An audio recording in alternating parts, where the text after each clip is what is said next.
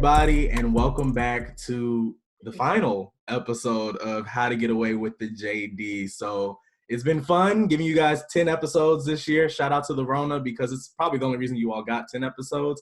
To be honest, law school stressful when your boy is busy, so I can't lie. But it does feel good to officially knock out a full season. So thank you guys for tuning in to season 1. With that being said, as you can see, the revolving door has new faces today, and I will let them introduce themselves, and then I'll tell you guys what we're going to be talking about if you clearly haven't read the title of this episode yet. So I'm going to go ladies first. I'm going to start Brianna, then Lauren, and then Demetrius, you can go last.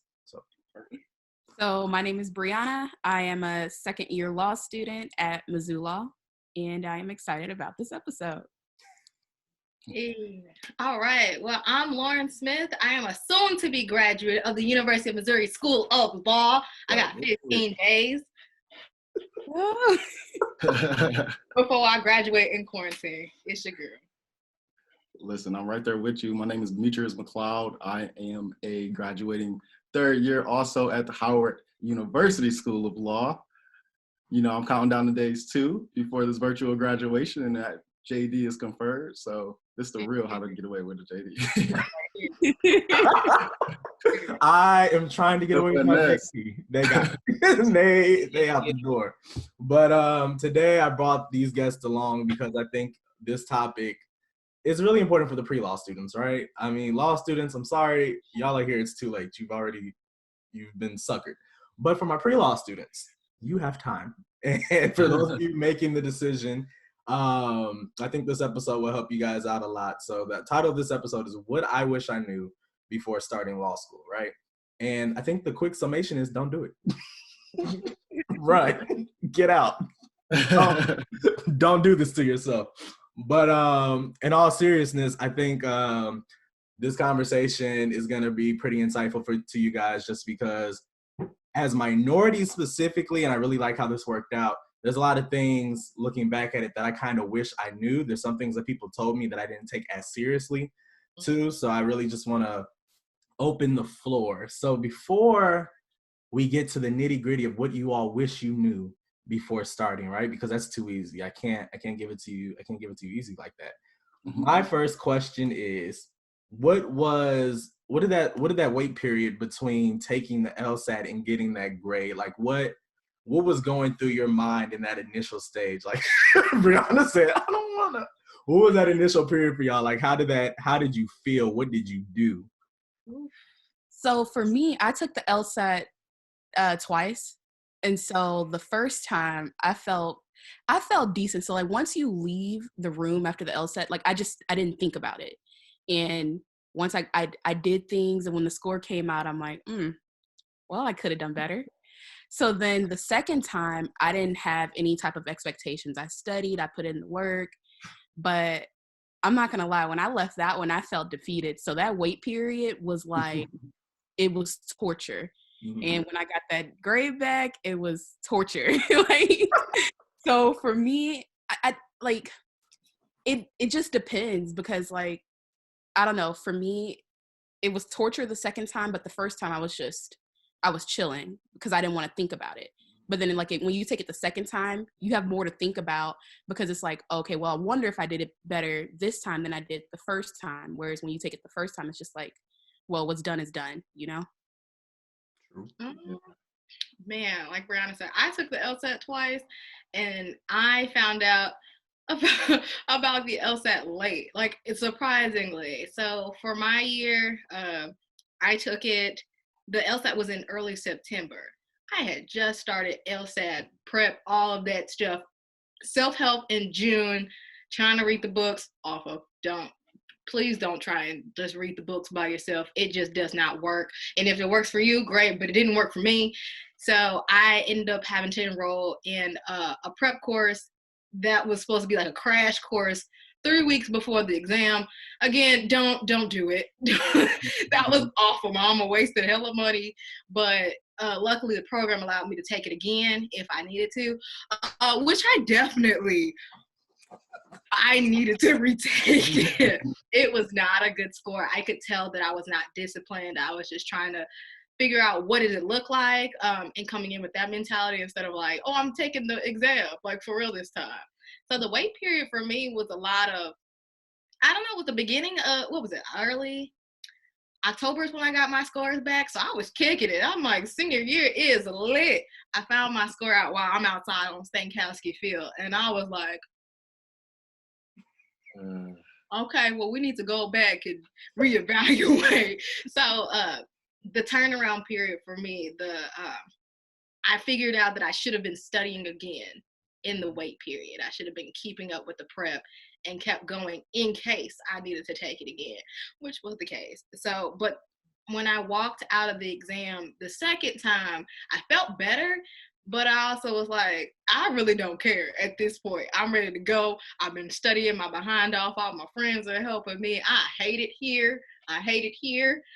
So when I got my score, it wasn't what I wanted, but I was like, I can get into any school that I want to with this in my mind. Now, did I get to all the schools that I wanted to get in? Absolutely. I sure did. I got into every single one. But the wait period that time was a little bit more like, I have finals to get through. I don't really care. Let's just figure it out. And they'll be there when it gets there. And that's how I deal with it. So yeah, like Brianna and Lauren, I too took the LSAT twice. Kind of similar to like Lauren and receiving the first score. Although I did well, it wasn't, meeting the expectation that I really wanted. And I think when I first took it, I took it in December. I can't remember like when it's offered or administered, but I think like December was a time or like late, somewhere around that time. So when the scores came out, it was like January, like beginning of January or something like that. And when I got my scores, like when I got the email saying like the scores have been released, I was at a New Year's Eve or New Year's party or something like that or whatever. So I have all like my friends, close friends and my family around, and heart just dropped. I'm like, I can't open this right now.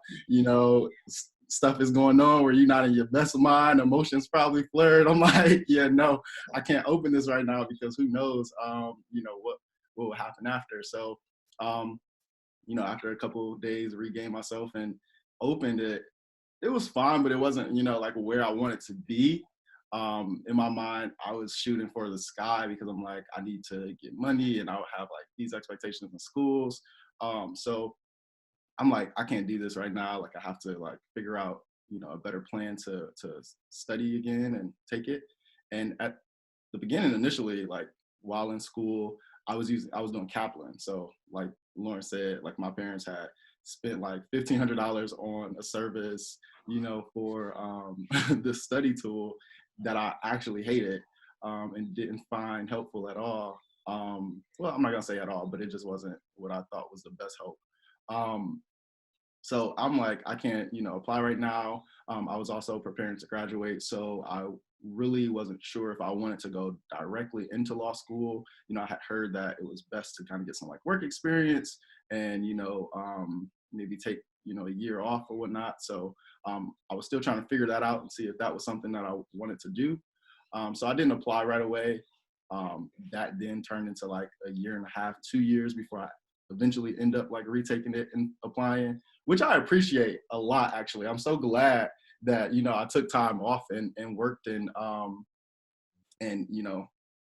did my thing for a minute before actually going, because I think you should, but it could kind of build some insecurities and feeling like you're kind of off your timeline, right? I remember like having that conversations with me, like, yo, you had a timeline, like you had, be in school by this age, graduating by this age, doing your thing, but so that kind of built some insecurities before I eventually ended up doing, pulling the trigger and going. So LSAT, it's crazy.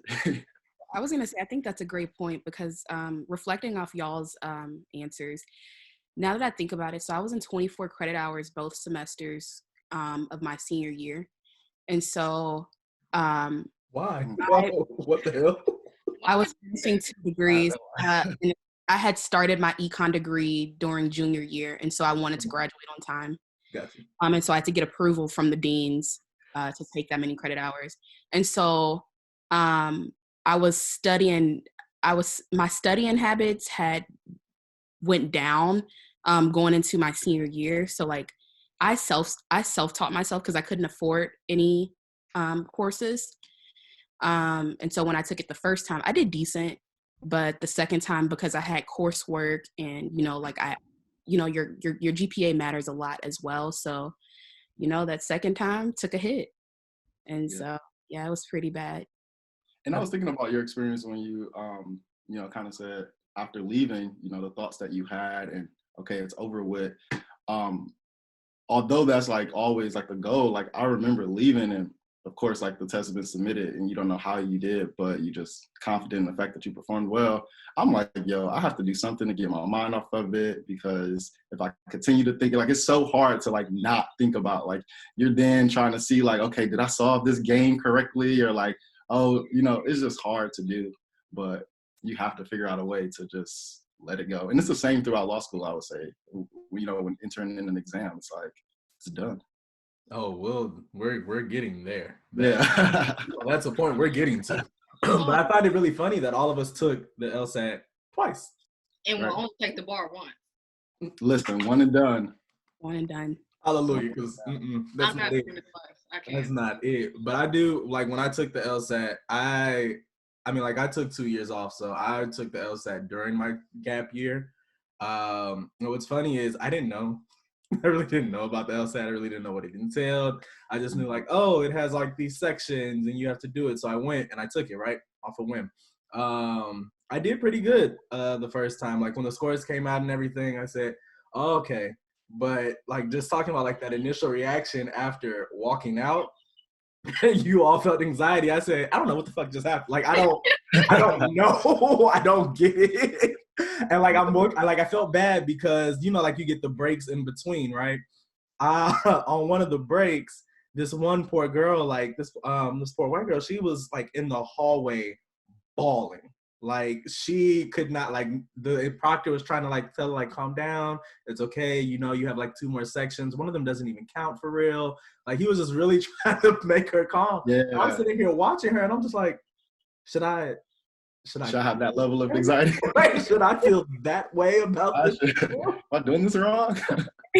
So I said, okay, cool. Like, all right, I took it and I'm done. And then the second time I actually studied, but I self-studied just because working a full-time job, I didn't have time for real to take like a prep course the way my job was set up. So I had to teach myself everything I needed to know. And the day I took the second exam, I went to the wrong location. So I showed up to the LSAT literally with 1 minute to spare. So as you can see, this was already a setup for failure, right? I walked into that room and I was with like all these younger looking students. I assume were like juniors and seniors in college. And I'm just like, oh, I'm out of place. So like the entire time I'm taking the exam, I'm just thinking like, oh, these kids have probably like studied harder than me. They're gonna do miles better than me. And then I walked out of that exam stressed.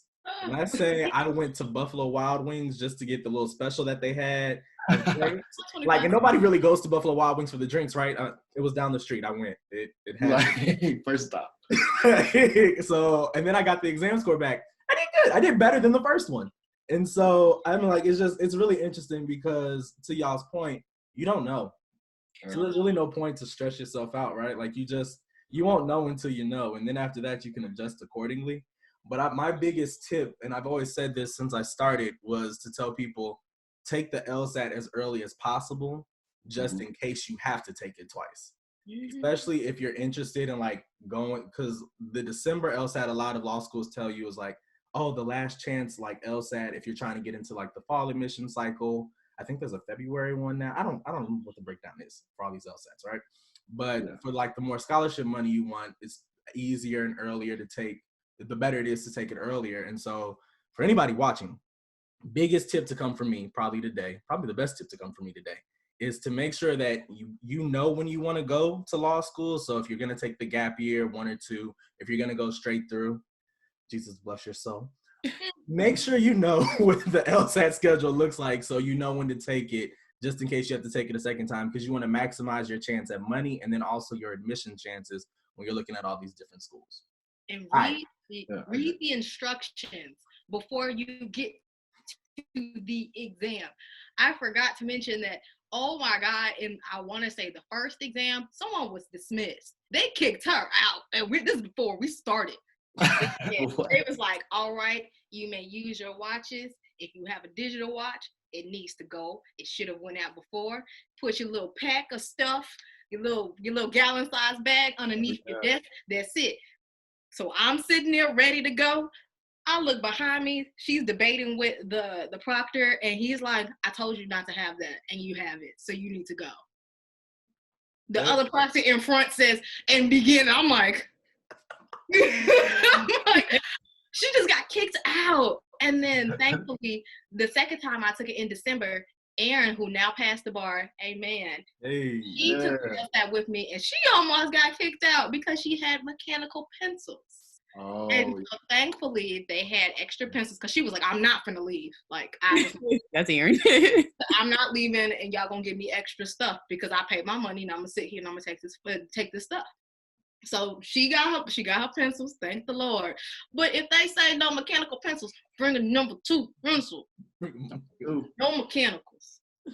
No, yeah. And I'll also say to the points that were made, like, you should actually, I would say, plan to take it twice. Like, not to say like the first time, you know, you can't do well, because like I know many people who did do well, but like it's one of those things that's like unknown, right? You don't really know the test. You haven't taken the test. You've probably taken practice exams, but it's different when you're in like those test environments, and that affects you. So the second time is usually at least like a bit easier, where you at least know like what you're going up against, like you're a little bit more settled in your nerves. So if you did however you did the first time, even if that's well, you may be able to do even better that second time.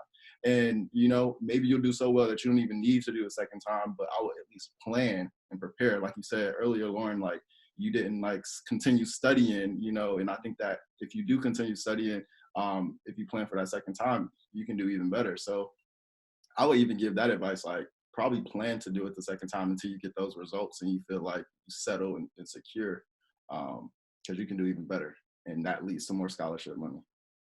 I was gonna say, one thing that helped me, this was a piece of advice that I got in undergrad, was to visit the testing center if you're able to, that you're going to be taking your test at. And it just so happened that mine was on campus, and that's where I took a lot of my calculus exams.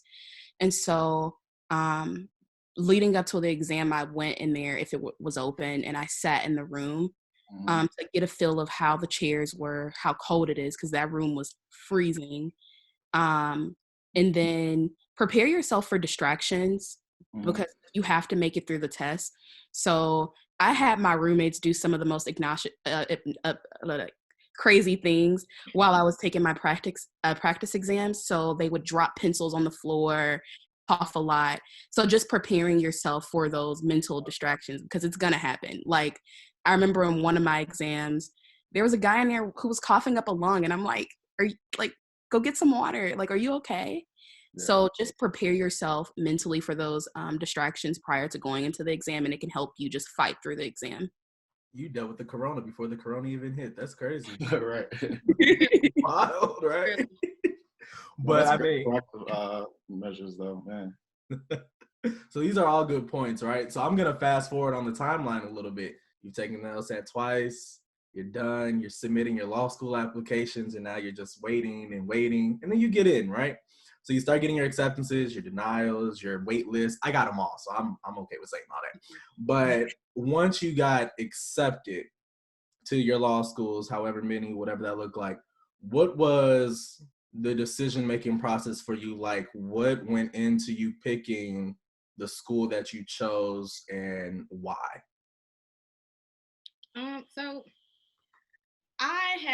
So I'm a dual degree student. I'm getting my master's in health administration in December. I only applied to schools that were able to provide me the dual degrees program. So I applied to 6 schools total. 3 of them didn't have it, so I was like, it really doesn't matter if I get in or not. The 3 that did have it was SLU, Mizzou, and University of Iowa. So I eventually knocked SLU out, because when I went to take a tour in the fall, I was just like, oh, okay. So part of what went into my decision making was location. What did I want it to look like? So I knew I did not want to have a downtown kind of metro kind of feel. I wanted to be on a campus because I can thrive in campus settings. If I went to school like a downtown area, I would not go to class. Like it just wouldn't work for me. And I also had safety concerns of what happens if I stayed late at night. How would I be able to go ahead and, would I get mugged, or not to say you can't get mugged on campus, but like campus versus like the streets of Chicago. So that went into it. But ultimately, when it came down to Mizzou and Mizzou and University of Iowa, I did tours, and I saved my tours after admission. And then I also looked at personality of the office in the law school. So did I feel like I could picture myself walking through the halls every day? Now, Mizzou was like an easy choice because I've always gone to Mizzou. Like, I could walk down the street and I'm like, oh my God, there's Holston. Like, how cute. Like, imagine myself inside of that building every single day. It's on campus. It has exactly what I was looking for. And when I found out I was admitted to Mizzou, I was going to an alpha party. So I was getting ready. I was dressed as Hurricane Chris that day. It was a great time. So I was outside kicking it. But wait, throwback? Yeah, throwback. Yeah, great time. But I got my letter of acceptance from Iowa first. And Iowa the dean wrote on my paper and was like, we are so impressed with you. I love you. I hope you come to my school. And I was like, they really want a kid. Okay. So I got 2 personal admissions. Michelle called me from Mizzou Law. So I'm like, people are really, really caring about me. So I was looking for personality. So I drove 3 hours to go to Iowa. And I got pulled over in Iowa for a faulty headlight. Meanwhile, somebody driving next to me and he's drunk as I don't know what. So I was like, all right, this is not turning out to be a good time. I can't do this already, but okay. So when I get to the actual law school at Iowa, the lady at admissions, I was sitting there for a good 30 minutes. No one said hi to me. No, I was walking around confused. I did not know who was there. Then the admissions director was just like, yeah, I have an appointment with you. And she's typing and looking up my file in front of me. She's like, oh, so you're a psych and a soc major. Yeah, you ain't know that? Like, I'm expecting somebody, I just been admitted, the dean wrote on my letter of acceptance, I'm expecting y'all to roll out the red carpet for me. I'm still waiting on what my financial aid package looks like. So I coincidentally had a Black tour guide, and so we're walking through, right, coincidentally. So we're walking through, and I'm just like, I'm gonna ask it. So what does it feel like? What does it feel like being Black at this school? Because I'm walking around and like, it's a nice school. Y'all got a cafeteria, the library look fly. I like it. But what does it feel like? She's like, well, do you want the honest truth or would you like my Black opinion? And I said, I would like your Black opinion. Don't give me no okey don't know around the corner. So in full transparency, she was like, I wouldn't be here without Bossa. I mean, it's cool or whatever, but like, I mean, the study abroad trips are nice. And she's the tour guide? She's a tour guide. And I said, oh, okay. I sit in on like a little program and the lecture space is nice, but I'm just like, I don't see no students that look like me. I don't see nobody is friendly. Don't nobody want to say hi, how you doing? Everybody was like, I'm waiting outside for my class and that's it. So all that put together was just like the nail in the coffin for me. I was like, Michelle knew my name before I even walked in the building. She knew my whole profile. Everybody in the office knew that I was coming. And so they were all prepared to see me. And I mean, walking around, you could see people talking to other classmates and just having a good time. So I really looked at atmosphere and where I felt like I can thrive and grow. While Iowa is like, number 20 in the country, I would have probably been upset and suffering the entire time. And it's Iowa. It's Iowa. Right, it's Iowa. No shade. No shade. And I was gonna say I have friends that actually go there. But yeah, it's Iowa. I guess I'll go. So for me, when applying to law schools, I did it very like intentionally. and geographically. So I knew that I wanted to be in particular areas, and I narrowed those areas down, and then narrowed down the schools in those areas that like best fit like my desires and interests. And that's essentially like what led me to Hustle, because I knew that I wanted to be in DC. Like that was something, leaving Michigan and being in Michigan, I'm like, I wanted to be in DC. And DC obviously have multiple law schools, but looking at them all, I'm like, okay, which ones could I see myself being at?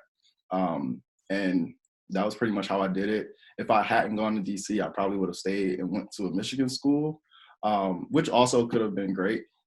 But it was geographically for me. It was also like forward looking, like what could be the most advantageous, like around the time, probably back, you know, first thinking about law school, a lot of people had like these mixed like emotions about like if you should or shouldn't go to law school, and how important it was if you were to go. And this is probably to the topic of episode, like some things that you want to know before, like if you don't actually want to practice law, then for one, you probably should reconsider law schools, because there's so many other ways you can be successful and do great things in the world than go through the mental anguish of law school, the financial ruin of law school. So there's so many ways. So if you don't actually plan to practice law, I would say reconsider. Like, don't do it. Reconsider. Outcast voice. Seriously.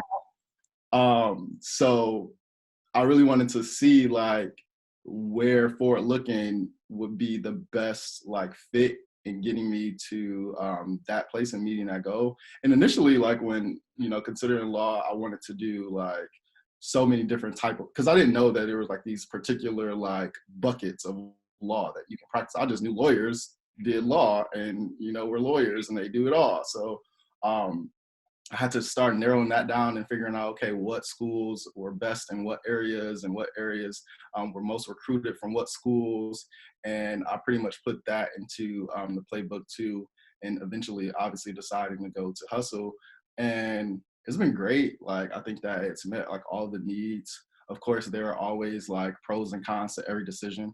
And I can say literally that there's probably more pros in my opinion. And I don't regret the decision at all. So I think that when like looking at law schools, you just really have to know yourself and know like what you want to see, what legacy you want to be a part, and like forward looking where you want to eventually end up. And if it's not law, if you don't want to practice, don't go. Just get out now. Why you Get out. No, do it. Cut it. So for me, I looked at geography as well. And I was, okay, hold on. Before I start with geography, well, no, I'll start with geography because then it'll lead me to the bar passage rate. So I started with looking at geography. And since I started undergrad in Missouri, I was like, well, you know, maybe I'll consider Missouri, but I wanted to get away from Mizzou. Like, I didn't want any parts of Mizzou. I mean, like, I just did not want to be at Mizzou again. Mm-hmm. But I was considering Missouri. And then Texas, because that's where I'm from. And then Ohio. And then I think I went some places up north. I applied to a lot of places because of that fee waiver. But after doing, fee waiver is huge. They're selfish with their money. I had to do an appeals process. That was petty. But, you know, like, get that fee waiver because it can save you so much coin in the end. Thanks. Seriously. A lot of people don't know about those too, so we should probably talk more about that. Yeah. So I applied a lot of places because of the fee waiver. And then once I narrowed it down to the places I applied, and then from there I looked at the bar passage rate, because if I'm about to spend this much money on law school, I need to know that I'm going to pass the bar, because that's the end goal. Like, I don't want to go to law school because, I don't want to go to a law school because they're the top in the country, this, that, and the other. Like, I want to go and know that, like, I'm putting myself in the best position for my future. And so from there, it came down to Mizzou and two other schools. And I knew that, you know, if I stayed in Missouri, then Mizzou would be great, because I went there in undergrad. I worked in the law school. I built so many connections with teachers, you know, professors and students. You know, I already had my foundation set there. And then when I was looking at a school in Houston, you know, like I'll be back home. I don't have to worry about a lot of like the financial things, but then I have the distractions of my family. Mm-hmm. And so ultimately what it came down to, one, scholarship, because like, you know, if I'm going to get like a lot of money at one school versus another, then that's great. But then I also looked at, you know, like Lauren said, when I go to the school, how do they treat me? You know, are they going to treat me like an outsider and not even make the effort to speak to me? Or are they going to welcome me with open arms? And so a lot of that was based on how I received my acceptance. So like from Mizzou, I received a phone call with them yelling in the background, like, you're accepted. They jumping up and down, you know. And it was just great to hear this. And then, you know, when I received like the scholarship information, I'm like, is this even a question anymore? You know, but ultimately it came down to which place am I going to truly succeed? And, you know, am I going to have that family feeling? Because I'm going to be far away from home. You won't really have that contact with your family while you're in law school. So you need to set a foundation for yourself. You need to put yourself in the best position as possible. And that's what I did with choosing Mizzou, because I already had those foundations laid for myself. So I want to, before I talk about how this happened, like me being at Mizzou versus where I could have actually ended up, going back, Browner brought up a really good point, fee waivers, right? So in the application cycle, most, if not all schools have fee waivers that you can, one, just email or phone call and say, hey, I'm interested in applying to your schools. Would it be possible to get a fee waiver? And 9 times out of 10, they'll give it. Or others have a need-based fee waiver. So it's an application process that you can go through and receive a fee waiver that way. But I encourage everyone to go for the fee waiver, even LSAC's fee waiver, even though that's 20 more steps to jump through and it takes longer to get approved. I got denied, but I tried. I did too. And I appealed. The thing about them, it's so sad because like for people that truly need the waiver, so like for LSAC, I put in all the information, and when I was applying to law school, that's when my brother was involved in a really bad wreck. And so I got denied, and I had to write an appeals letter and then send in all of his hospital documents to just show, you know, this is what my mom is paying right now. Like over $500,000 in medical bills. She can't afford to put me through law school. Like I had to do all that in order for them to say, okay, here. Right, yeah, okay. My mom did not have the income. I didn't have the income. They still felt, so LSAC is childish. Like they really need to, like, I feel like they need to have a better way to implement their policies and, you know, determine whether or not it truly is need-based, because that was just way too much for me. Look at you advocating for yourself. Before you was an advocate. Before day one. Look. Always say before day one. Also, outside of fee waivers, a lot of schools also have travel stipends that they can allot to students. So if you're interested in like applying to a school that's not necessarily close to you or might cost a little bit more to get to, reach out to those schools and just explain. And a lot of them will send you like the application to fill out and then allot you money, or like say, hey, we'll pay for like your plane or like reimburse your gas or something like that.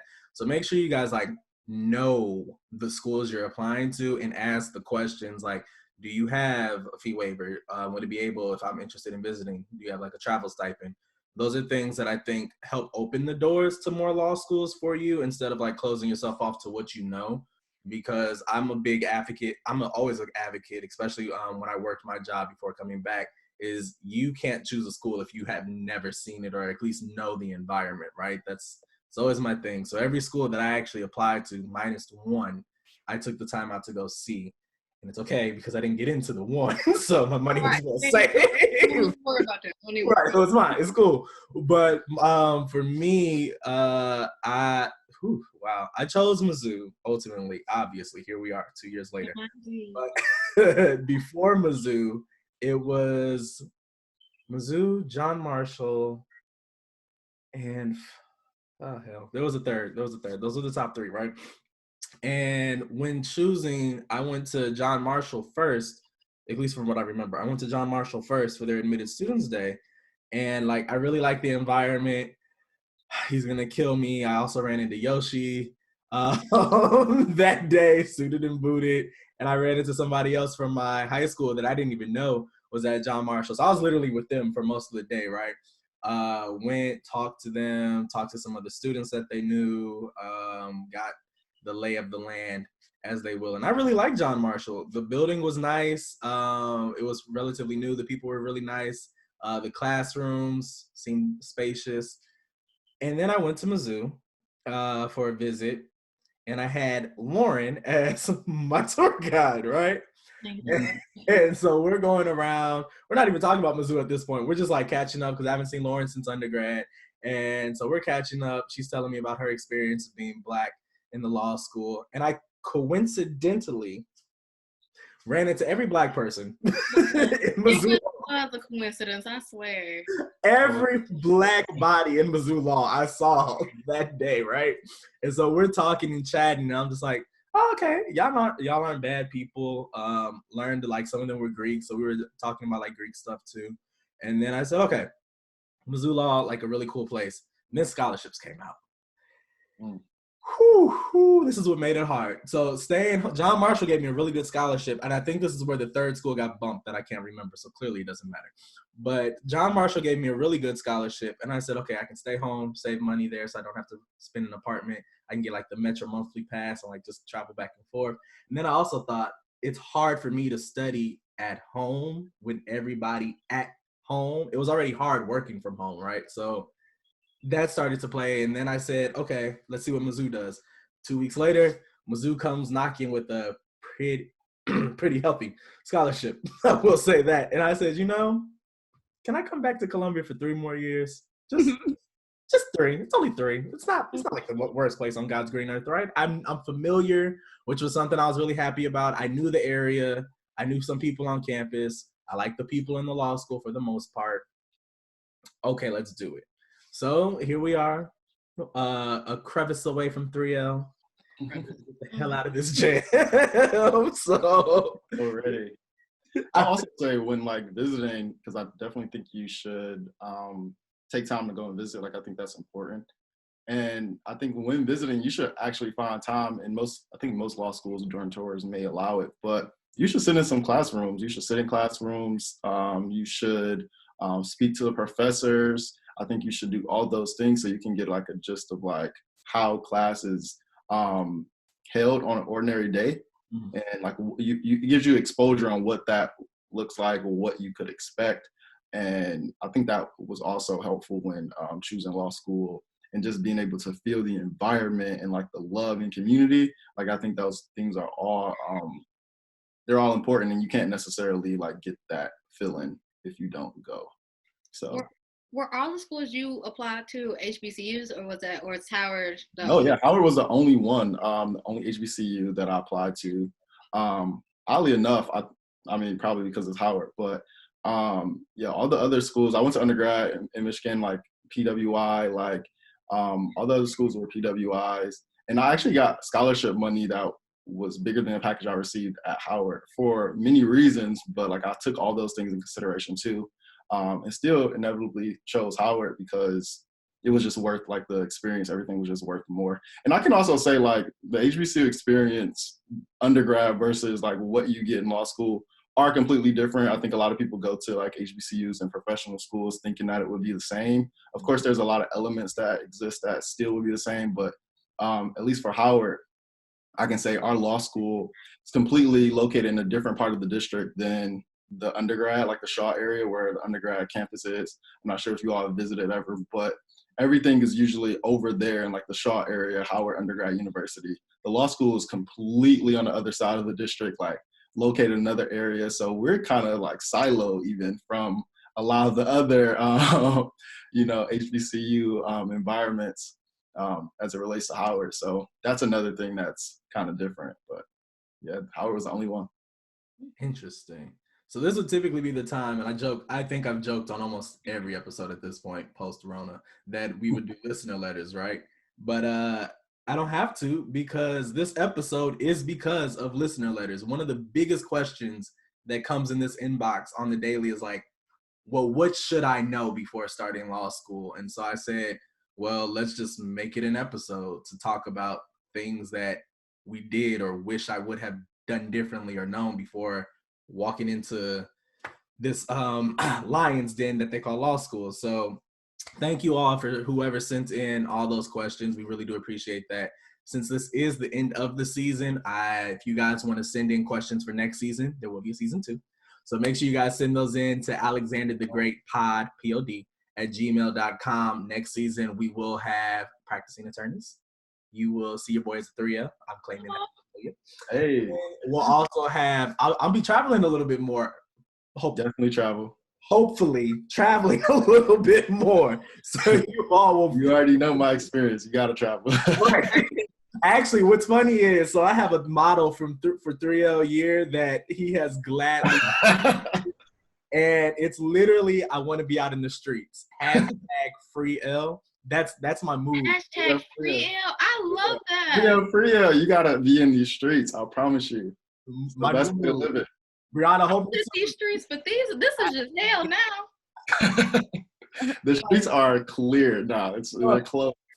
When I come back out, the streets need to be at discounted prices, and I like to experience the streets my 3L year. I set myself up to be like comfy in 3L year, so I don't have to stress. All my bar prep classes that are mandatory are now done. Well, will be done as of May. So, yay! But yeah, thanks y'all for those letters. We're gonna keep rolling with some questions. So before you all started law school, you chose the law school that you want to go to, Mizzou Howard.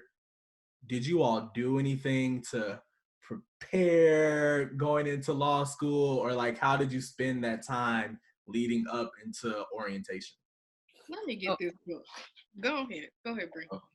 So I chilled. I went to Jamaica. Yes. I took vacations. Like going into law, I had already had a stressful senior year of college.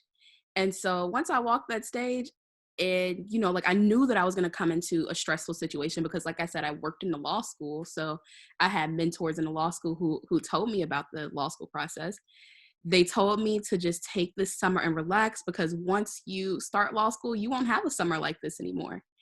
And so that's exactly what I did. I didn't touch any books. I did the assignments, like the 1 or 2 little assignments that they sent. But other than that, I read. I did continue reading for fun. I wrote, like I journaled. Like I just did a lot of self-care that summer. No, I did not read the textbooks for law school. I didn't purchase them until the week of classes because I needed to know whether or not I really needed them. But I would just say, take that summer for yourself because once you get to law school, it's going to be stressful and you're going to be wishing that you had just relaxed that summer. There's no need to start thinking about law school classes before you even get there because professors are different. Like they all want different things. You don't even know if you're briefing the cases correctly. Like just wait. Like even if your parent is an attorney, what they did back in their times may be different from what a professor wants now. And so just take that time for yourself. Just figure out yourself. One thing that you can do is figure out what you can do differently from undergrad studying to, you know, like how you're going to study for law school. But really, I don't even think you should think about that during the summertime because you're not in the classroom setting. So for me, I would just say, take that time to chill out and just reflect on yourself. I couldn't agree more. I think it was the same for me. I pretty much used that summer to chill, really focus on me, really prepare for the move because I was moving across the country to a really expensive place. I chose to save a lot of money. I still found time to do traveling and things like that, or things that made me, happy. But I was not messing with, preparing for, law school in a way in which I'm like reading the textbooks and like felt like I chilled. I knew that once law school started, it was all going to end. All the things that made me happy was going to cease to exist for a period of time. So I wanted to get it all out of the system before starting. So I chilled. One thing I always tell people, for that summer or even before the summer, you can practice your typing. I think that's very easy to do now, given the fact that we're always on our computers and things like that. But I think something light to do if you really want to prepare in some light way is practice typing. I always say that. Otherwise, you need to chill. You need to, focus on your like mental well-being. I love the, journal thing. So you can do that if you love doing so. Travel if you love doing so. But just really take that time to save as much money as you can, because you will be in financial ruin for a good period of time. Even when you're, receiving scholarships and loans, it still becomes a time where you're like, this is different, especially if you're coming from an environment of making money. I think it's a lot easier. I think it's a lot easier when you're like, going straight from school, from undergrad, because you're probably used to living like, an undergrad student. But like when you're making money, you used to incoming, credits in your account and debt. Like you're not used to everything going out of your account. Every time your account has activity, it's money moving out and no money coming in. So save money, as much money as you can, and just relax and type if you can. That's probably what I would say. So I got the totally different advice.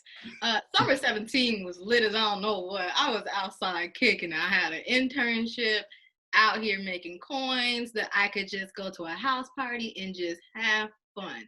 Now my dad, thanks Brianna for the shade, my dad is a retired criminal defense attorney. And so he was like, well, Lauren, I recommend you take English classes and write this summer. You need to write. And I looked at him like, no, wait a minute, you gonna write this summer? Why would I do that?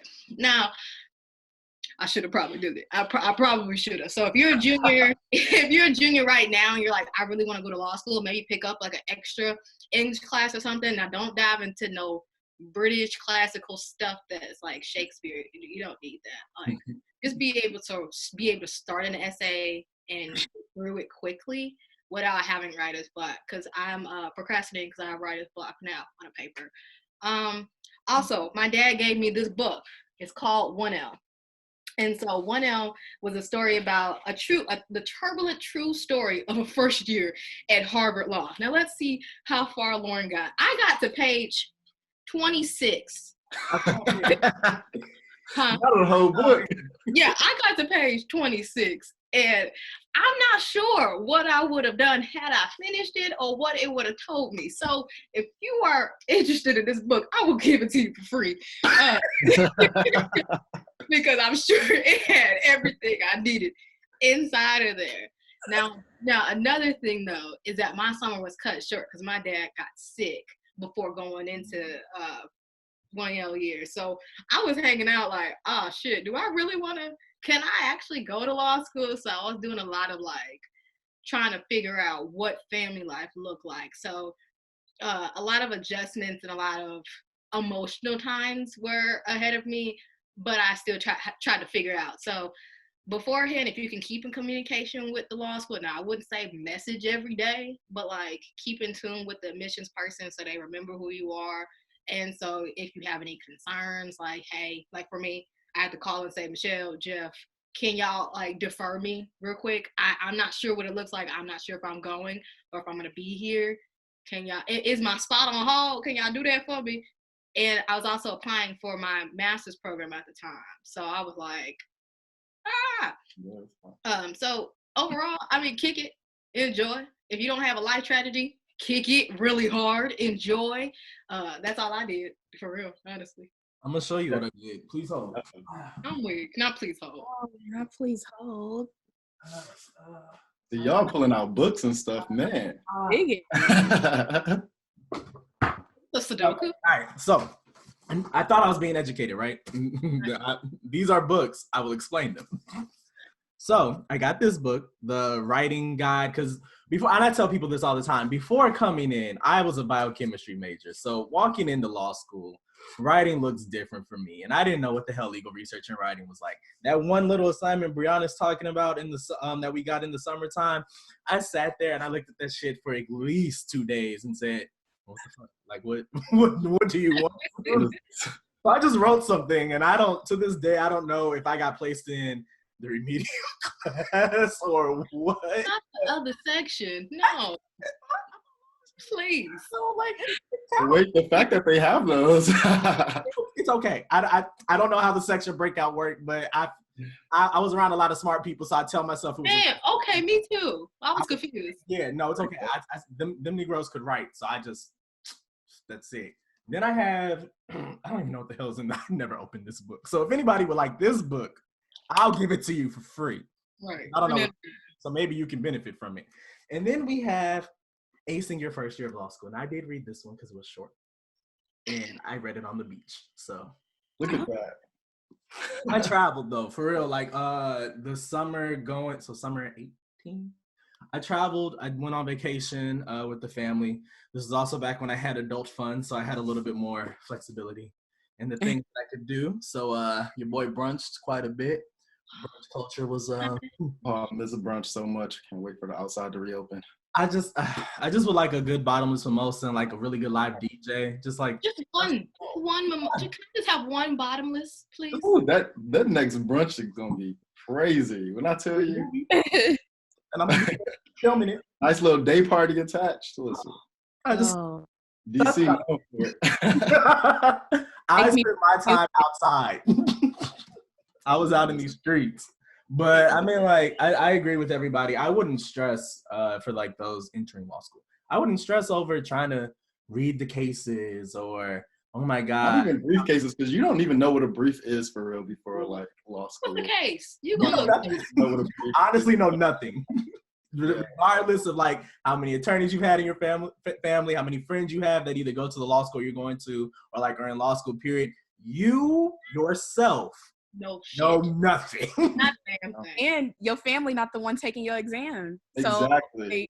So you literally just have to wait. Like, patience, be patient. You don't want to do more work than you have to, because when you get here, you don't want to do, like, you're gonna be tired of doing the work. Let me tell you all something. I'm sick and tired. I've typed maybe 78 pages worth of papers in the past 3 days alone, on top of journal stuff, on top of all this other. You don't do shit unless you have to. So I'm saying don't. I think everyone else will collectively agree, don't. Don't worry about it. Bryson Tiller boys. That's the whole point of the first year, really. Like, your first year of law school, I would say, honestly, the first month and a half of law school is you're going to be learning as you're doing. Exactly. You're going to tell you, okay, well, what's the issue in the case? Excuse me? What's a what? What's a what? I'm not sure. So, orientation, that's what we go over. What is a brief? Where you have a whole bunch of upperclassmen telling you, like, stay in your own lane. And you're like, what? So much unsolicited advice is going to be given to you. So much. I don't care what you said. You didn't even, what? So, I mean, your whole first semester is all about learning what the school structure is like, on top of learning what are the basic principles of the law. Even though it doesn't seem like it then, it just looks like I'm just learning a whole bunch of nonsense. So just be okay with not knowing stuff. Right. And be open-minded. Be a sponge. Right. I will say, going to the habit piece, I think someone talked about like the undergraduate study habits, and even that is going to look different while in law school. But I think some fundamental things you could like make sure you're, fine tuning when it comes down to planning, like just preparing yourself to plan out your first year, like, hour by hour, like day by day. I think those things are helpful. Like, I think you can prepare that before law school, and then maybe like connecting with like some sort of mentor, like somebody who, like, we have a formal, like informal mentor program that we do while entering into law school, and maybe you'll hit with that person, maybe you won't, but there's going to be a lot of other organic like relationships created. But like, if you can connect before law school with a mentor that either went to law school, or currently at your law school, I think that would be a good thing to do, only because it will help you maneuver some things when it comes to like finding housing, figuring out the best way to do this, the best place to go for this. Like, I think those things could be helpful, and it will release some of that unnecessary stress, because law school is already going to be a stressful environment inherently. You want to try to relieve like yourself of some unnecessary stress, and I think those are some of the things that will help you. Because you don't want to be running around like, oh my God, I feel like I'm forgetting something. What should I be doing right now or whatever? So I think that's why that planning aspect comes in handy. So those are some other little tips. Completely agree, 100% back. Not a lie has been told to you all this day. I just want that to be very clear. So I'm very curious to know the answer to this question for everybody. What was your reaction to like your first cold call? For those of you who are listening and don't know what that is yet, you will. And if you haven't, like I talked about this on the very first episode of the podcast, so run it back. But a cold call is when your professor just sit in class and it's just like, hey, Lauren, what's the facts of this case? Or Miss Pratt, can you tell me why the court held what they held? Like, honestly, you don't know it's coming. And then you have to state what they're asking. And then on 9 times out of 10, defend why you feel they were right or wrong. So do you guys recall your first cold call? And how was that experience for you specifically? What kind of PTSD are we doing over here? I mean, you're out the door anyway. Calm down. Right. Pour that wisdom out. My first cold call, I didn't know he was calling my name. So it's torts. It's 9 a.m. and everybody in here talking. I'm just like, can y'all please be quiet, everybody? We are on, I want to say, intentional torts. And it was, so right next to me sat Matt Smith. So I don't hear the formal part, the Mr. or Miss part. I just hear Smith. So I'm thinking he talking to Matt. So I'm just like, you looking over like you gonna answer? right. I'm just like, bro, like, do your shit. Like, and the professor's like, Professor Myers was like, oh, hi, yes, yeah. So the element of this tort, I'm sorry, what did you ask? And he's like, so what are the facts of this case? Oh, okay. And so luckily I used to read for torts faithfully. So I had read and I briefed, and then this is before I started briefing in my book, so I had it and I was like, oh, okay, well, so-and-so did this, and then it will happen here, boom, boom, boom, boom, boom. And he was like, okay, great, next. Oh. I was like, that's it? Pat on my back. So it was stressful because I was not listening to my name. Yeah. But I had to get used to being called Miss Smith continuously. I'm thinking the professor gonna say Lauren. Miss Smith, it is. Or Counselor Smith. See, I don't necessarily remember my very first cold call, but I can tell you when I was cold call, it was always very, frantic in a way, but I was always prepared. Like I can tell you, talk about torts. Me and my friends, I remember like the first couple weeks of school, maybe not the first couple, but like the first week, I remember us like staying up, like, I mean, all-nighters down there, like trying to study the elements of like, it would be battery or something, like these 3 elements of battery, you sit here like going like in, like, I mean, we like quizzing each other and staying up and like reading the cases. So I was always prepared, but like, I remember it's all because you have so many like expectations for yourself, but then like, oh my God, what is my professor going to think? You know, is the right answer? Or what are my classmates going to think? Like all these different like things when you're called on and you don't want to say the wrong thing and you don't want to like show that you read the case wrong, or you don't want to show that you're unprepared in general. So that's always like frantic because you care. But I remember getting cold called one time, one year. And my professors, they don't just like ask one thing; they stick with you. Like when they call you on a case, like they're asking you this, and then they're gonna ask you something else, and then maybe you'll get it right, maybe you'll get it wrong. If you get it wrong, they'll then make you feel like you may have gotten it right, or if you got it right, they're gonna make you feel like you got it wrong. So now you second guessing yourself and like, okay, wait. And then they ask someone else, and then the other person may say the same answer or a different one. And then you're like, oh crap, did I do it wrong or are they saying it wrong? Like there's like all these different, it's like a haze, like it's a real life, like a haze. And that's what I look at it as. And I remember one year, I think it was our con law class. One of my professors literally like, I said the answer and they literally like yelled, and I was like, whoa. And I'm never like a serious person when it comes to things. Like I'm serious, but then when you react like other than how I expect, I'll probably like kick back and laugh like, whoa, is it that serious kind of thing? And I remember getting kind of yelled at because I like maybe said something wrong, and I was just like, okay, well, guess I'll catch you next time type thing.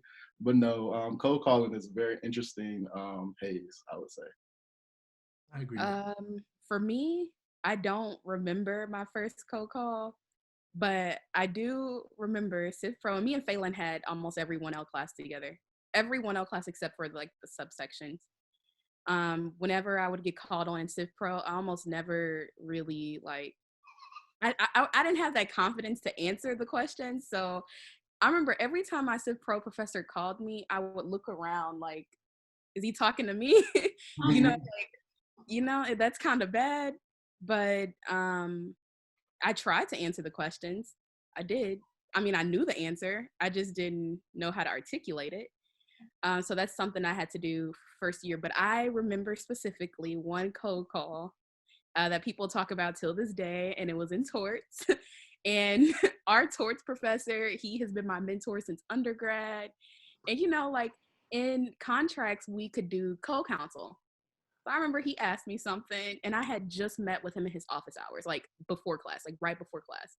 And he asked me a question, and I was like, co-counsel. And he would not allow me to take co-counsel.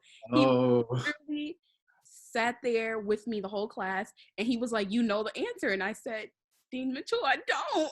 He said, you know this answer, Brianna. Like, you know this answer. And I was like, I really don't. I don't. And then I just talked to you in my office. Yeah, right.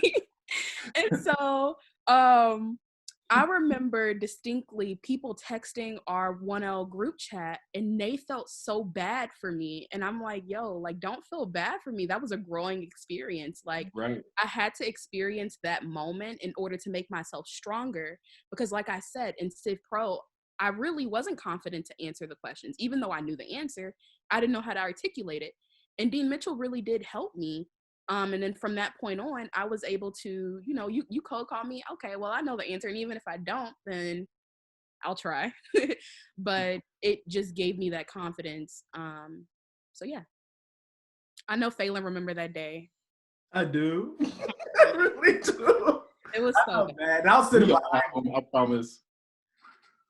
Bad. It's okay. She did it. She did well. And honestly, I was trying to text her the answers during class, because like this is the class where we That's the worst when someone's trying to like he really was. That's the sad part. And I kept trying to look down, but he kept saying, you know the answer. I tried my best. I really did. At least I have people to give you the answer. I'm just sitting by myself, all by my lonesome. Well, you also weren't listening. Yeah. But it's such a growing experience to the point, like, that is such a growing experience, and you're better because of it. Like, you now know, what to think is important or what to look at more deeply. So I appreciate those times.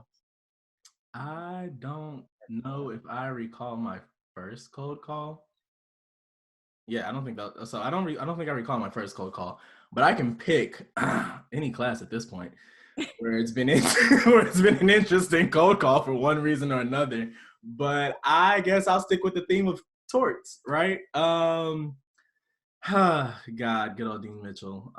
So like we had got used to him asking like, hey, what's the issue of this case? What's the procedural posture? Like what like the standard things you would do like when you're briefing the case. Okay, cool. So like in my head, I'm sitting in class like, all right, if he asks this question I read today, I'm good, I got it. Proceeds to call my name. I said, let's go. He starts asking the standard questions. I say, okay, cool. And then he flips it and he's like, okay, so now you're the prosecuting counsel. Make your arguments, go. I said, and I said, hold on. What do you, arguments? What do you, like, everything's right here in the case. Like, what do you want from me? He's like, no, I need you to make your arguments. Like, why, like, defend yourself. Like, why do you feel this way? Like, what from the rules can you like put here and there? And I, when I sat there and I said, like, like, nigga, what are you talking about? Like, oh God, to this day, I will never forgive him for that. But I will say that it prepared me for finals more so, and that's why he switched it, was to get ready for the finals, was applying like the rules to the analysis, like why, like defender, why does it make sense, or like on the counter, why doesn't it make sense, where are the holes in the argument. So because of that, I was more prepared for, this might have been before the midterm actually, so I was prepared for the midterm. I was better prepared for the final after doing that. So in some ways it helped, but in that moment, when I'm dark, so you know I can't really, you can't see me blush or anything, right? Woo, hot. If I could be red, I was just like, I feel stupid. Here we are. Well, you made a great point. Like, you feel stupid in the moment, but you know, if no one else is listening to the lesson that's being learned, at least you are. And so when you go and apply that on that exam, you have a one up on people, because they were so busy in how bad the moment was, how bad that experience was for you. Whereas you were taking it as like a learning experience. And you're just not gonna forget it, because those feelings that you had, you're gonna retain it, because it literally, like, I remember how I felt. And I was never caught slipping a day in my life again. Never happened again. I said that to all the incoming, like at least in ambassador mode, and I'm gonna say it to all these students listening: do not judge the person who was being cold called and don't get it, because what are you gonna gain from it? Not absolutely nothing.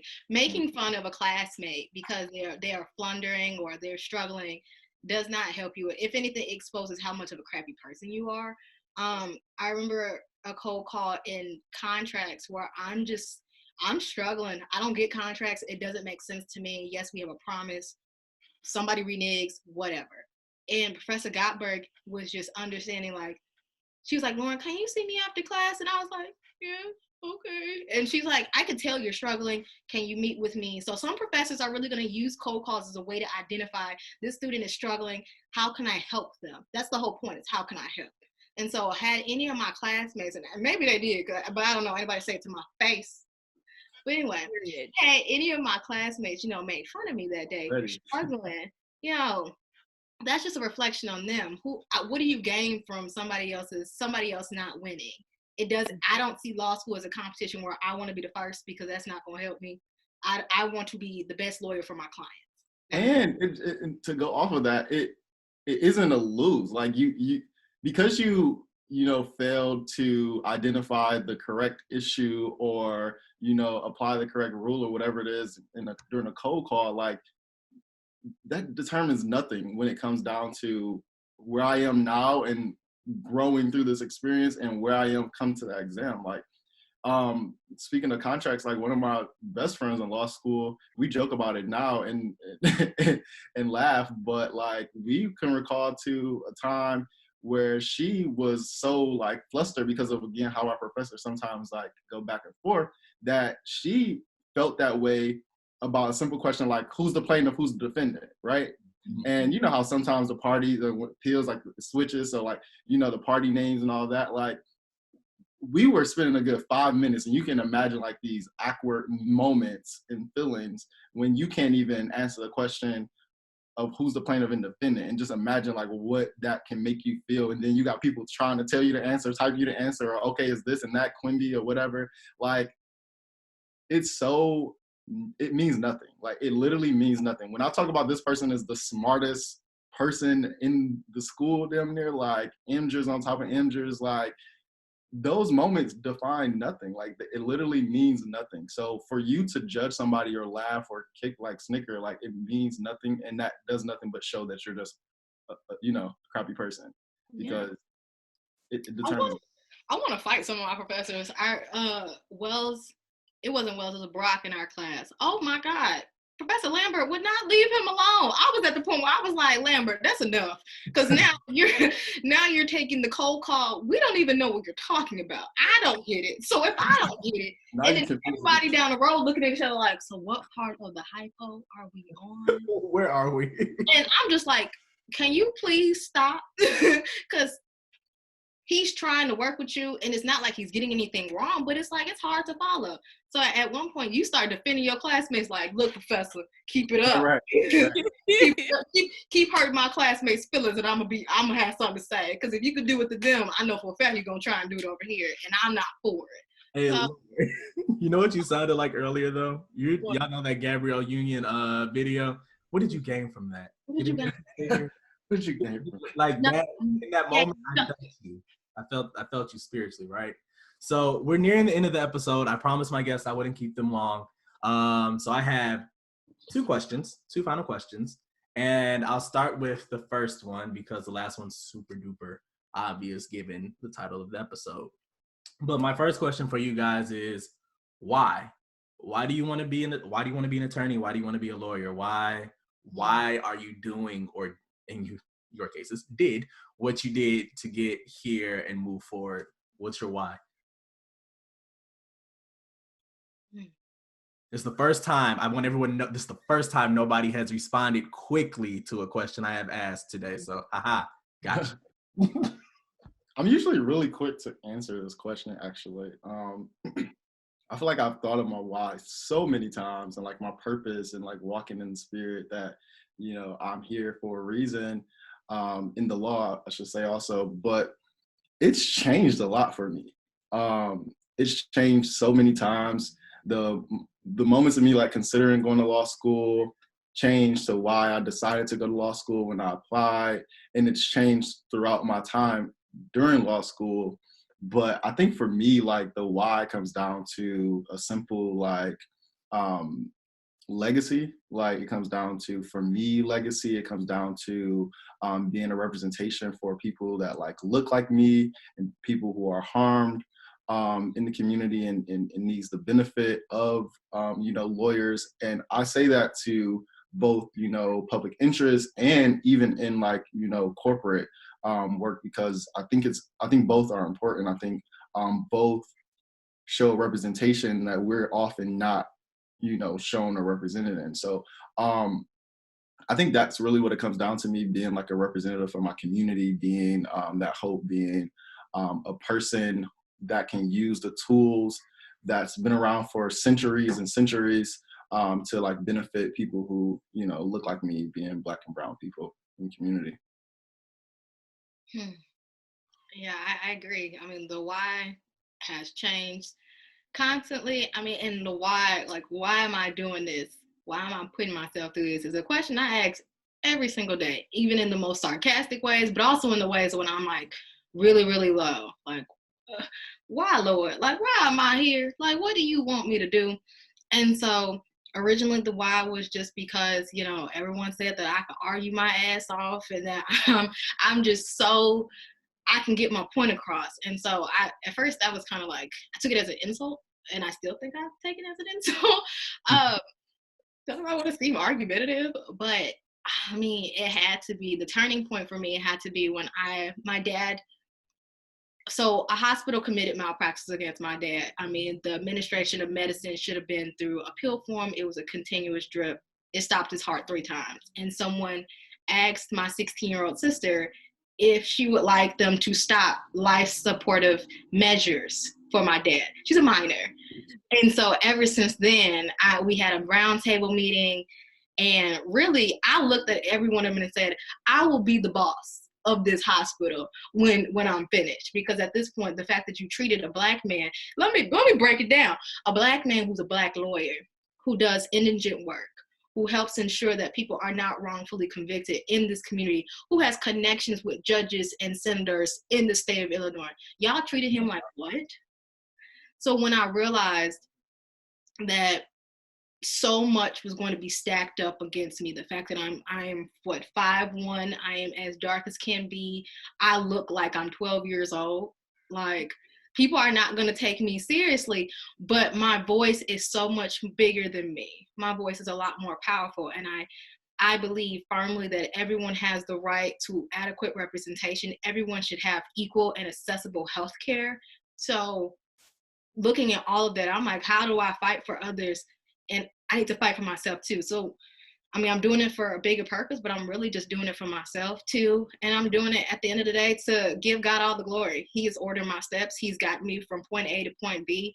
He said that, Lauren, I will give you everything and I will prepare a table before your enemies. So Lord, look, I already see the table. I'm just waiting for extra chairs so people can sit here and watch as I get up and do this work at the end of the day. So I think I'm fulfilling divine purpose. I mean, I got the gift of speech early on, so why not use my voice? Or else, if you don't use your gifts, God will take it away. And this is a gift I don't want taken away. Oh, I don't know if I can say talk your shit after using gospel, but the good Lord understands my heart. Talk your shit. Oh, that's important, man. Come on. That's yeah. So a lot of what they both said. For me, I came from the hood of Houston. And a lot of people around me didn't even finish high school, let alone even go to college. So I wanted to be the difference in my family to go to college and show my niece and nephew that, you know, you can pursue a professional degree because they had never saw it.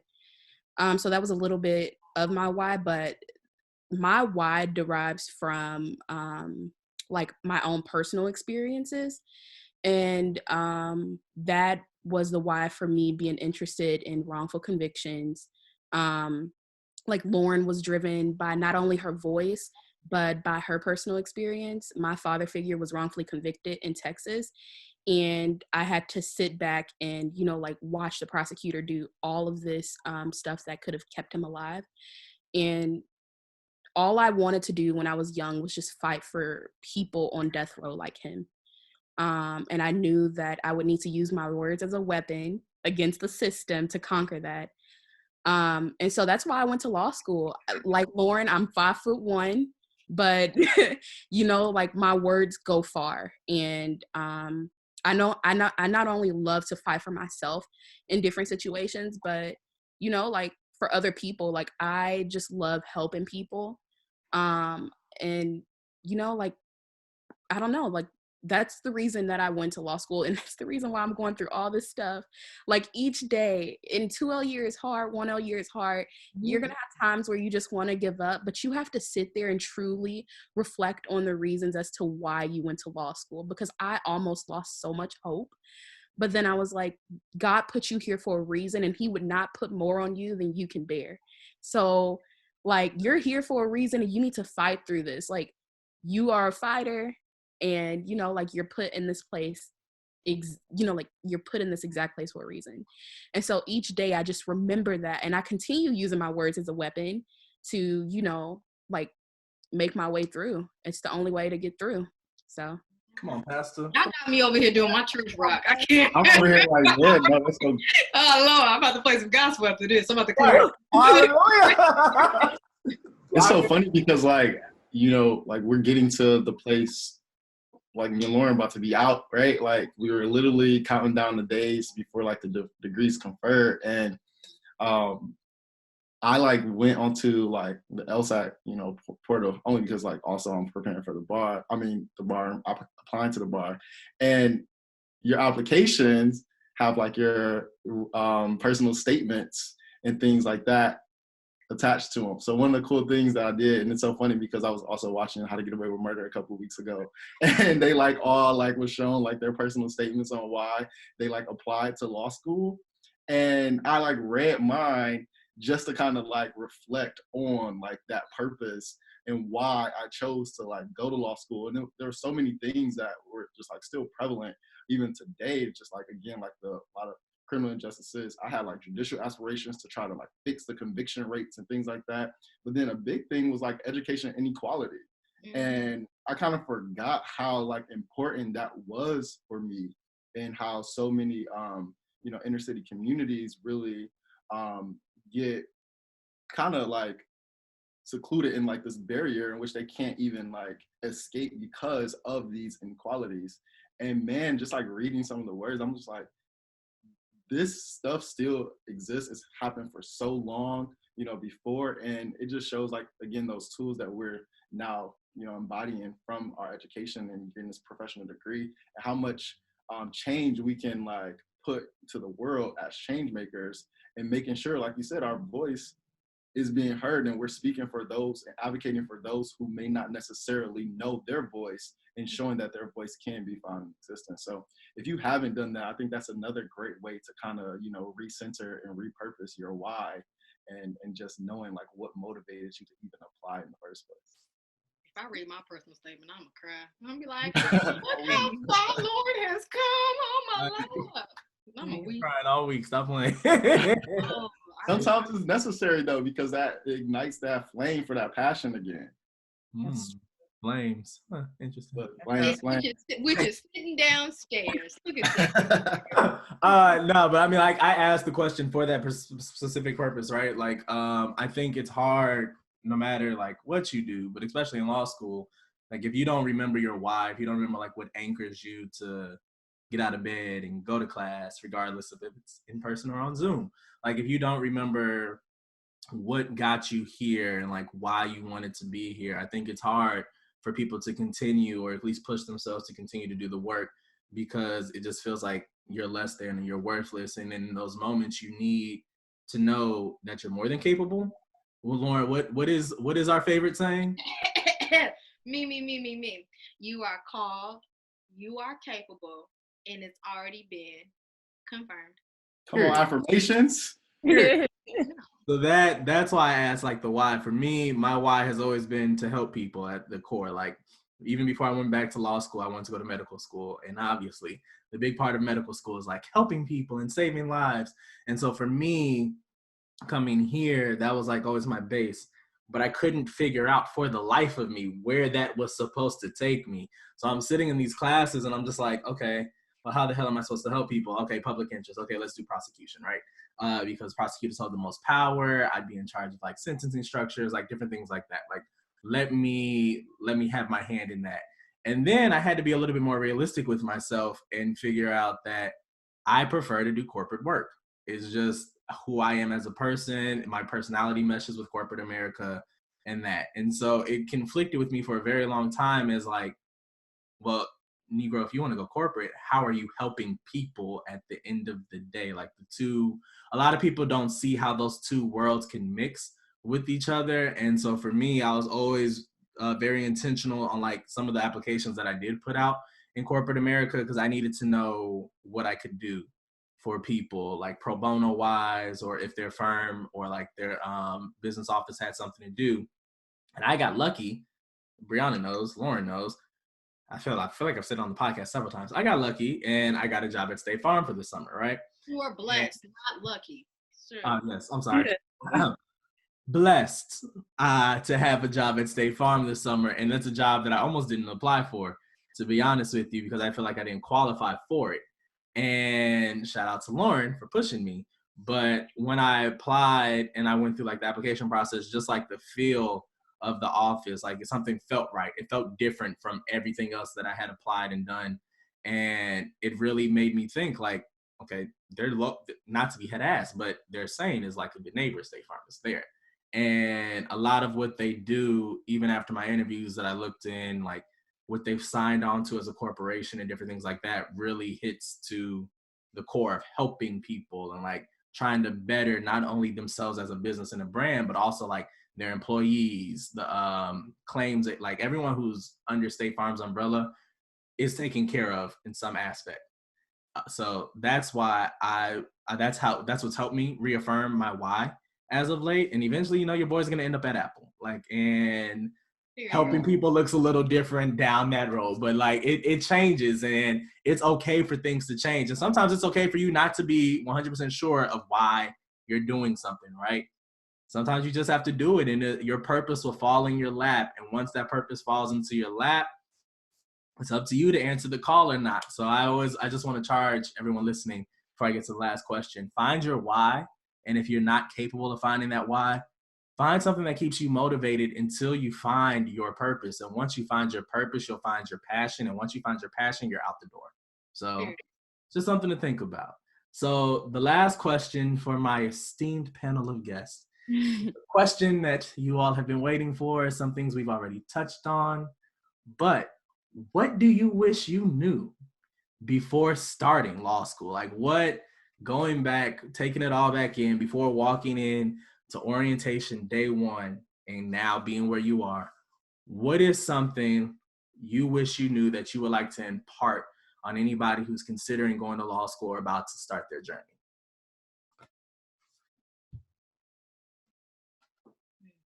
Mm-hmm. Mm-hmm. Deep, just had to get there. We talked a little bit about how this was like the hardest question of the day. Like, I said I wasn't gonna give it to you. Like I had to build up. So man, all morning I was sitting there like, I'm about to be on this podcast. What's the thing I wish I knew the most? I was like, it could be school. I mean, realistically speaking, I wish I knew myself a lot more. I wish I knew what my study habits look like, because I had absolutely none. I wish I knew what my faith looked like, because at the time I had absolutely none. But I guess that I did know what it meant. But yeah, I wish overall that I knew that it was okay to not know and to be okay with being in the dark. I viewed Mizzou for the longest time as a comfort zone, but I wish I knew that it actually was not a comfort zone. I've taken Columbia for granted so many times, but in all of my time being here, I've grown so much. Madeline has met me when I was like, a freshman, sophomore, hothead. I'm here fighting after a football game and stuff. I'm ready to go. I'm too fired up. Gross. Character and fitness, get it all on the line. Club. People hit me a little too hard. I took it personally. But realistically speaking, like, reevaluate what your comfort zone looks like. Because it actually might not be. Professor Alexander said that there is your comfort zone and there's your learning zone. And in the middle is your fear zone. And I'll always say, like, Professor Alexander, I'm in my fear zone. I can't get up out of there. But something that 1L Lauren, or before 1L Lauren, should understand that she's a lot stronger than what she likes to think and give herself credit for. So I've grown a lot. I'm that bitch, honestly, truly. I will always be. But really embracing the spaces that I'm in and allowing myself to develop all the way. And when the no in the little voice in my head, as Professor Henson says, wants to tell me to stop and just be like, hey, tread with caution. Don't tread with caution. Just go full throttle. Turn it all the way up. And that way I'll be the best. And also I wish I would have known that I did not need to compromise myself earlier on, before I felt like I needed to shift how I presented myself. I was very quiet. I didn't think that I would make it through, so I kept my head down. I did not forge a lot of relationships with my classmates. Also, I didn't like them sometimes. But realistically speaking, once I got to the second semester, I was able to be organic and be my true self. I would say, look, I code switch and I'm gonna do it in front of you, but know why I'm doing it. Hey, my hair is like this, but know why I'm doing it. So I was a lot more open, but it's okay to be it's okay to be in a comfort zone, but know that it's not always going to be comfortable, and also be forgiving of yourself. I wish I've known that. Yeah, I guess I can go. So there's a few things, I guess, that comes to mind when thinking about what I wish I knew before law school. Some of the things, just you're not going to always know the answer, and I think that applies both in law school and in life and through practice. I think that you have to be comfortable with the unknown and knowing that you won't always know the answer, and you shouldn't let that stress you out. I think that puts an unnecessary strain on your mental health and mental wellness. And I think that because law school is already such a stressful environment, that we must be very intentional in alleviating as much stress as possible. So I would definitely say, don't put that extra pressure on yourself about having to know the right answer to every question or everything, because it's just not possible. And law school seems impossible many times, especially throughout law school. And on top of that, you want to make sure that you are not stressing yourself about reading every page of every book, because that's also very impossible. And at that point, you're probably doing it and not being effective or efficient when doing it after straining yourself. And I wish I would have known that. But I also say, like, you know, make friends and connect with professors and people that you're in school with, because those people will often be like your peers in the workforce. And knowing that those people you'll probably lean on when going through your career. I think that's important. I'm not sure where we'll all end up and be, but I think that's why these networks and these connections are so important, because we may need each other at one point, and we may not know what that looks like immediately, but you just have to figure out how you can gain those connections now. I also say, when it comes down to your day-to-day life, just making sure that you are being very intentional in studying and knowing yourself and knowing your limits. And I remember like starting law school and being very determined, and like I think that determined spirit like kind of takes over sometimes, and you begin to like lose yourself. So I think that's why it's so important to stay grounded in knowing yourself and knowing what pushes you and motivates you, but knowing your limits, so that you're not taking on too much, and knowing the signs when you are taking on too much. Because like we said, the Lord is going to put more on you than you can bear, but you got to make sure you're not ignoring those signs the Lord is like telling you, because then that's when you like finding yourself in these places that it's not the intention. So you must know yourself in those respects, but have fun. Like I think that's the biggest thing that people tend to forget to mention. Like law school shouldn't be all, you know, uptight and serious all the time. I think that you must find time to have fun or let loose, like whatever that means for you or look like for you, because it looks very different for everyone. But you have to find time to let loose, like, and do what you enjoy, so that you can again stay centered and stay effective and efficient, and making sure that your brain isn't as cloudy, because if it is cloudy and you're not taking time to release, you're not going to be able to, you know, put the information that you're expected to know inside. So find time to let loose, whatever that means for you. For me, it's traveling, definitely. You know, find time to do what you love. And yeah. Yeah, I heard about your traveling escapades. I know you are stuck in your house, so I know you're not happy. Man, it's been a struggle. We're getting through it though. We're all getting through it together. What about you, Bree? So I agree with the there is not always a right answer. So before coming to law school, one of my majors was political science, and like, you know, I knew that what I was saying was correct, you know, when I did answer. But then once I got to law school, I started to feel defeated, because what I thought was the right answer wasn't. And what I had to slowly learn is sometimes there isn't an answer. And I'm not used to that, because like I always want to know the why to situations, and I want to know like what's the answer. Like I need an answer. And so I'll like Demetrius mentioned, like my anxiety starts to mess with me when I don't have like an answer to anything. But I had to slowly take a step back and just learn that, you know, sometimes there isn't an answer, and it's okay for it not to be an answer. It's just, you know, you have to make your way around it. So that's one thing that I wish I would have known, because then it would have relieved some of the anxiety that I had during my first year. Another thing, which I think it's really important, is it's okay to ask for help or to speak out about any personal struggles that you may have. That was a huge problem with me. I used to bottle things up. And I remember in undergrad, I did go to my professors and ask for help.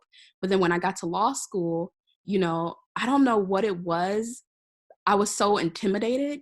And so I never went to office hours as much as I should have, because I was afraid. Like, I didn't want them to think, oh, I've been sitting in your class and I look like I know the answer, but I really don't, you know? So it was just that fear.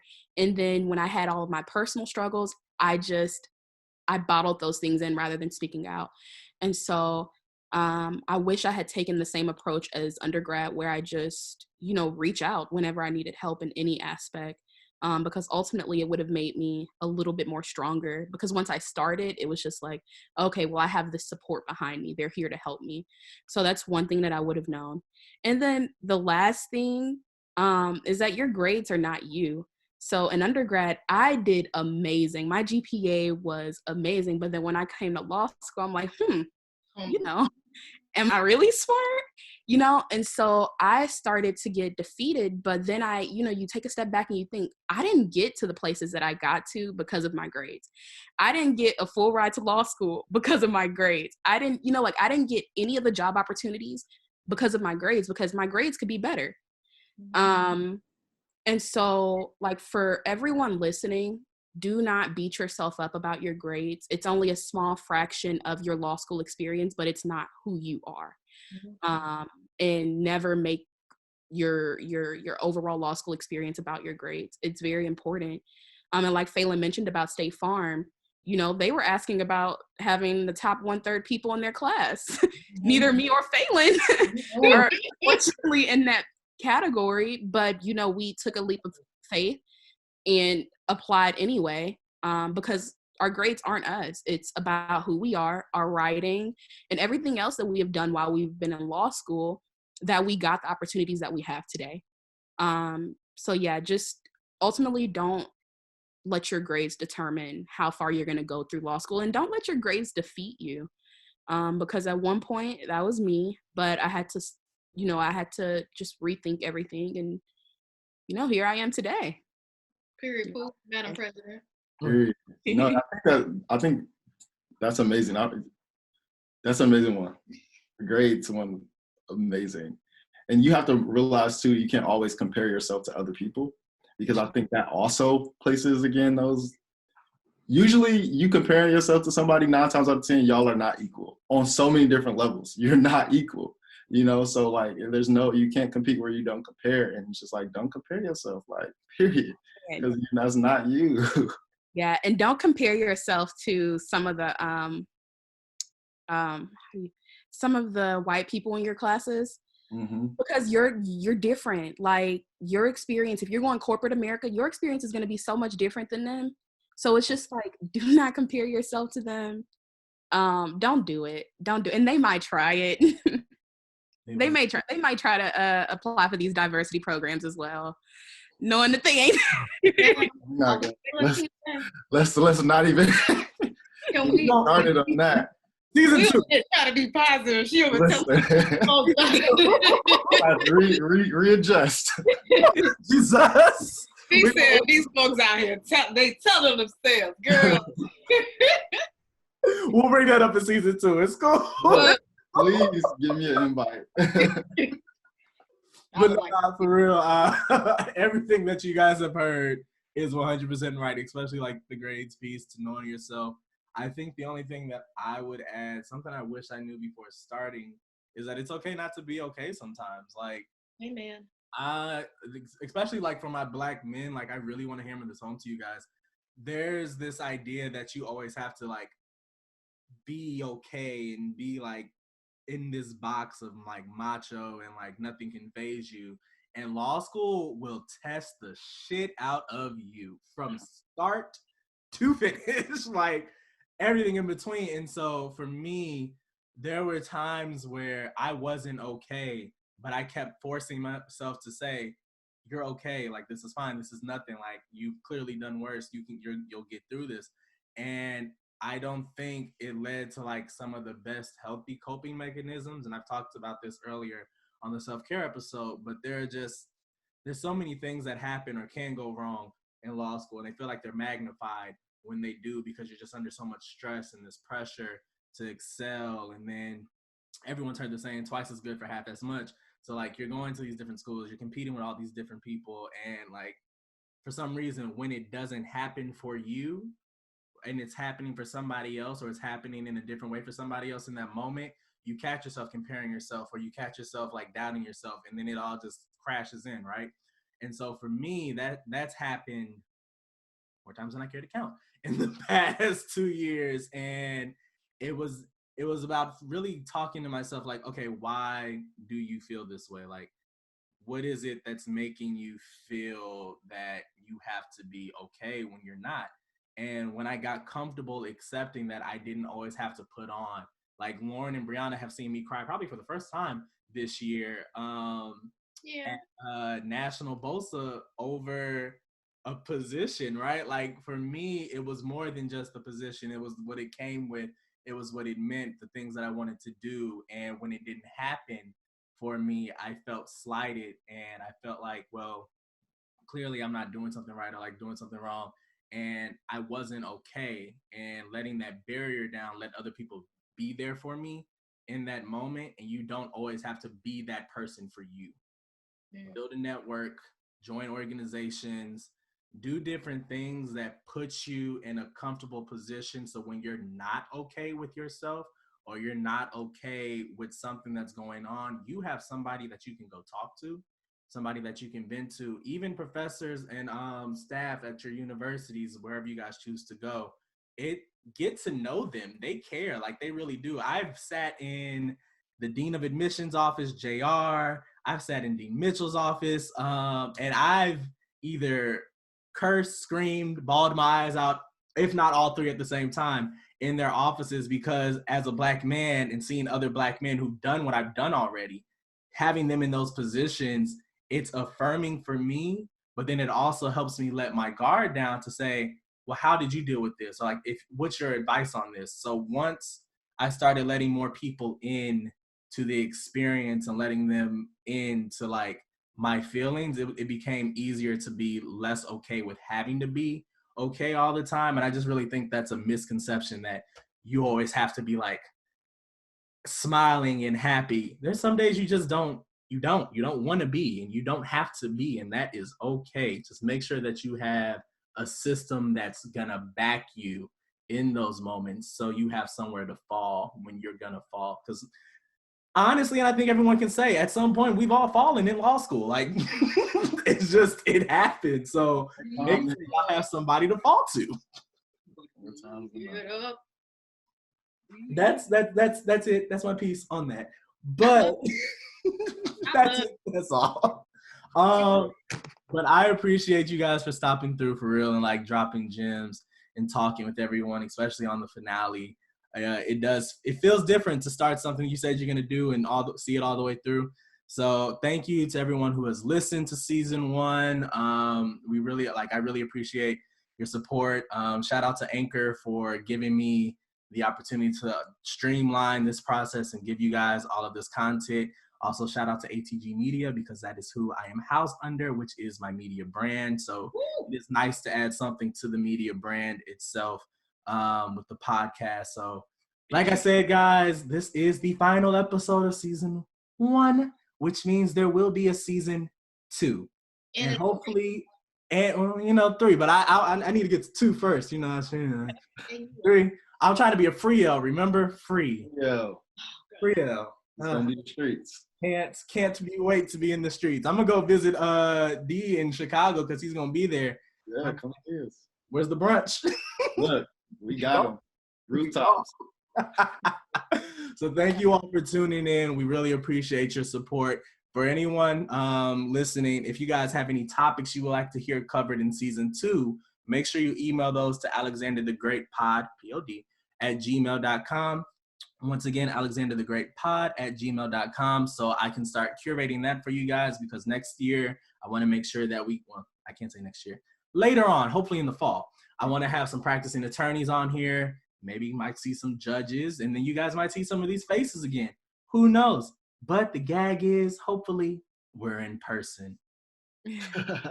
All I want. I just want that back. I really appreciate that aspect. So thank you all for listening. We really appreciate you guys. Peace, love, and happiness in this time.